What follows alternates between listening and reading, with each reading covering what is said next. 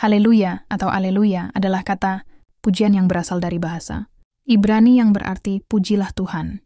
Kata ini sering digunakan dalam ibadah Kristen dan Yahudi untuk menyatakan syukur, pujian, dan sukacita. Etymology. Haleluya berasal dari bahasa Ibrani halvia, haleluya, yang terdiri dari dua bagian. Halvin halel yang berarti pujilah atau puji. Yah, yang adalah kependekan dari YHWH, Yahweh, nama Tuhan dalam bahasa Ibrani.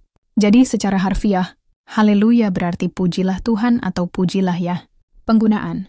Dalam ibadah, haleluya sering dinyanyikan atau diucapkan dalam ibadah Kristen sebagai bentuk pujian dan syukur kepada Tuhan.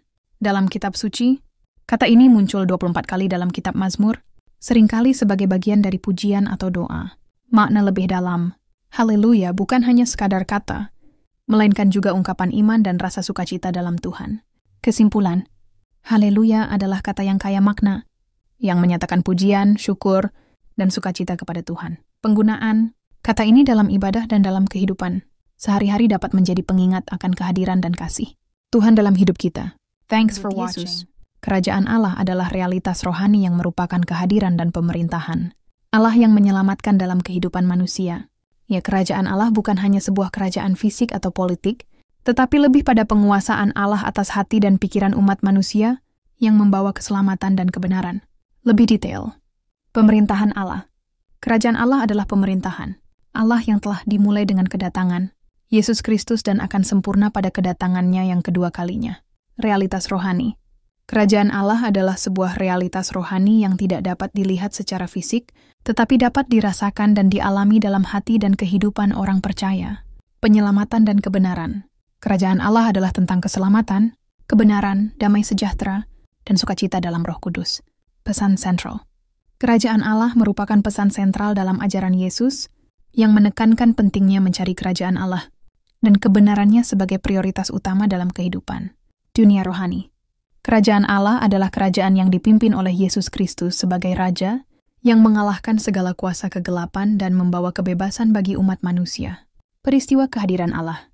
Kerajaan Allah adalah peristiwa kehadiran Allah yang menyelamatkan dalam hidup manusia, yang membawa transformasi dan perubahan dalam hati dan pikiran. Masa kini dan masa depan. Kerajaan Allah memiliki aspek yang berhubungan dengan masa kini dan masa yang akan datang.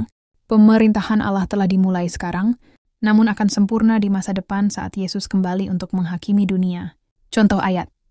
Matius 4:3. Tetapi carilah terlebih dahulu kerajaan Allah dan kebenarannya, dan semuanya itu akan ditambahkan kepadamu. Lukas 17:21. Kerajaan Allah ada di tengah-tengah kamu. Matius 12:28. Jika aku mengusir roh-roh jahat dengan roh Allah, maka sungguh-sungguh kerajaan Allah telah datang kepadamu. Implikasi praktis. Mencari kerajaan Allah berarti menempatkan kehendak Allah dan kebenarannya sebagai prioritas utama dalam kehidupan. Kerajaan Allah mendorong umat manusia untuk hidup sesuai dengan kehendak Allah, dengan penuh kebenaran, damai sejahtera, dan sukacita dalam Roh Kudus. Kerajaan Allah mengilhami umat manusia untuk terlibat dalam karya-karya Allah di dunia, seperti memberitakan Injil, menyembuhkan orang sakit, dan membantu mereka yang membutuhkan. Thanks for watching. Kasih Yesus adalah ajaran untuk mengasihi Tuhan dengan segenap hati, jiwa, dan akal budi, serta mengasihi sesama manusia seperti diri sendiri.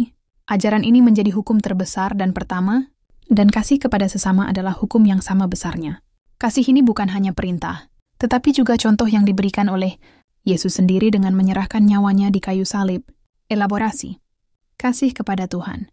Yesus mengajarkan untuk mengasihi Tuhan dengan segenap hati, jiwa, dan akal budi. Ini berarti tidak hanya mengasihi Tuhan dalam pikiran, tetapi juga dalam tindakan dan seluruh kehidupan. Kasih kepada sesama. Yesus juga mengajarkan untuk mengasihi sesama manusia seperti diri sendiri. Ini berarti mengasihi orang lain tanpa membeda-bedakan, dengan sikap yang sama seperti kita mengasihi diri sendiri. Kasih sebagai hukum terbesar. Yesus menyatakan bahwa kasih kepada Tuhan dan sesama adalah hukum terbesar dan pertama, dan hukum yang sama besarnya dengan yang pertama adalah kasih kepada sesama. Kasih sebagai contoh. Kasih Yesus tidak hanya berupa perintah, tetapi juga contoh yang ia tunjukkan dengan mengorbankan dirinya untuk keselamatan manusia. Kasihnya yang besar mendorong kita untuk mengasihi Tuhan dan sesama. Dasar hidup beriman. Kasih ini menjadi dasar hidup beriman bagi setiap orang Kristen, karena kasih adalah wujud nyata dari iman kepada Kristus, Yesus. Kasih ini mendorong kita untuk hidup sesuai dengan perintah-Nya dan mencerminkan karakter Allah. Thanks for watching.